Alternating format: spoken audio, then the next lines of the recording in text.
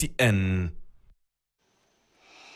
Tonight, KTN has uncovered a chilling conspiracy hatched in the corridors of power to sabotage this week's Gen Z Memorial March. A high-ranking State House insider, a powerful UDA member of parliament from the Rift Valley, are at the center of a covert plot to derail Wednesday's protests. Protests meant to honor those who died in last year's bloody demonstrations. Crafted in secrecy and executed with precision, the operation draws from the depths of City Hall and the highest echelons of government. It weaves together a shadowy web of political fixers, hired goons, and digital mercenaries hell-bent on silencing a generation. From disruption to destruction, this is not just about protest. It's about power control and the lengths some will go to crush dissent. This is the inside story. Wednesday's planned Gen Z protests will mark exactly 1 year since over 6 young people lost their lives in a deadly finance bill uprising. But as scores of young people prepare to take to the streets this Wednesday, a covert operation to stop the protests is underway that could plunge the city into chaos. The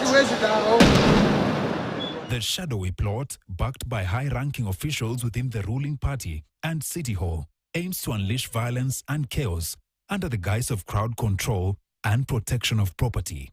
A squad of hired goons are on standby to unleash terror, targeting mainly the soft spot of the protests, women, so as to spread panic as well as execute orders to snatch phones to prevent the documentation of police brutality and rights violations. Nafikiri hawa vijana wachache wamekuja Nairobi na rungu ndio wameletea shida, mkuje wiki ijayo ndio mjue vijana hapo kwa hapo. Vijana mko? Wangapi wako tayari kudefend serikali? Twende Nairobi. Twende Nairobi. Tupambane na hao. This man, William Kamket, is speaking in the open, has outrightly declared violence against the protesters. KTN has established that Kamket is working under the command of two top figures, a State House operative and an influential UDA MP from Rift Valley, close to the house on the hill. And in what now appears to be a clear command hierarchy, 5 other MPs and a governor have each been assigned specific duties to scuttle the protests. The 5 are 2 MPs from Kisii County, 2 from Central Kenya, and a female MP from the Rift Valley. On Monday, June 16th, ahead of last Tuesday's protests triggered by the killing of Albert Ojwang, this core team quietly convened at Nairobi's Sarova Pan-Africa Hotel and lasted for 2 hours. The meeting discussing ways to neutralize the protests, and the results were out in the open. Club-wielding gangs roamed through the city, unleashing terror with reckless abandon.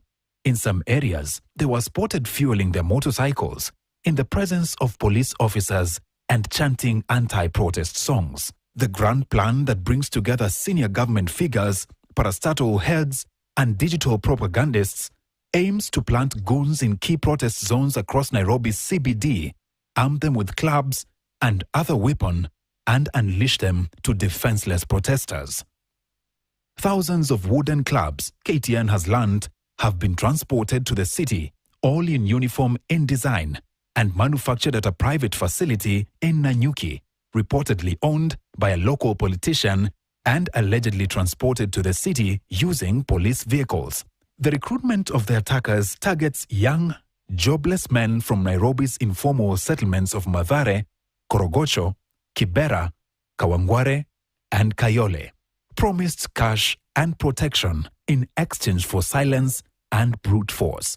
KTN has now obtained damning WhatsApp messages and internal memos that expose the anatomy of this counter-protest operation.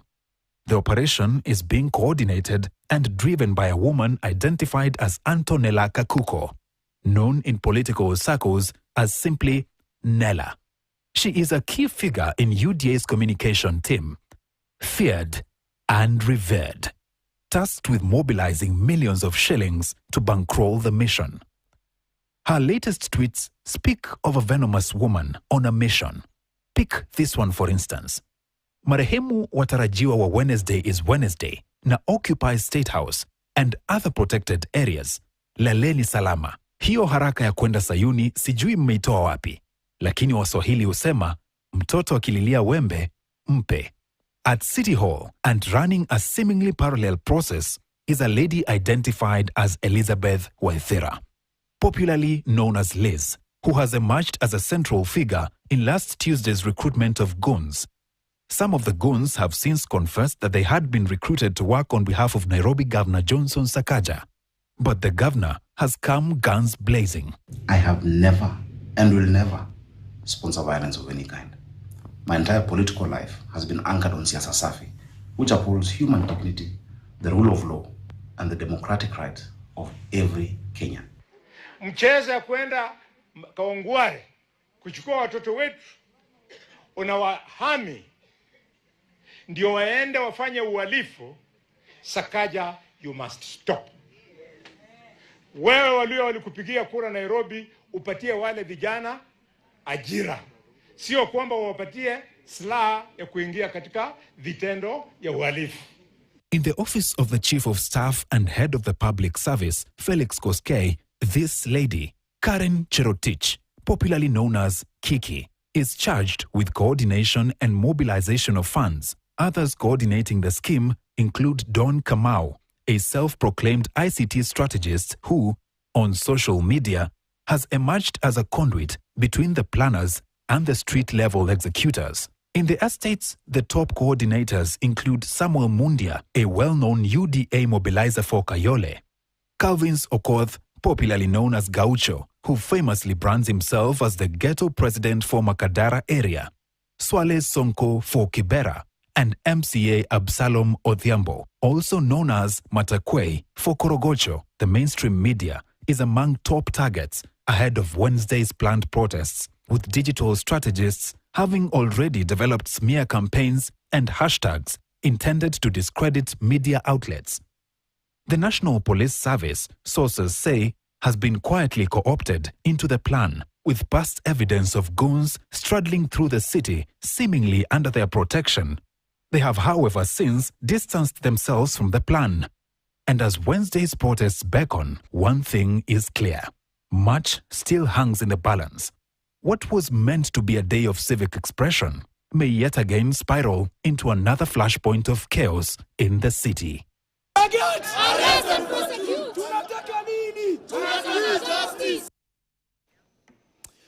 Tonight, the Director of Public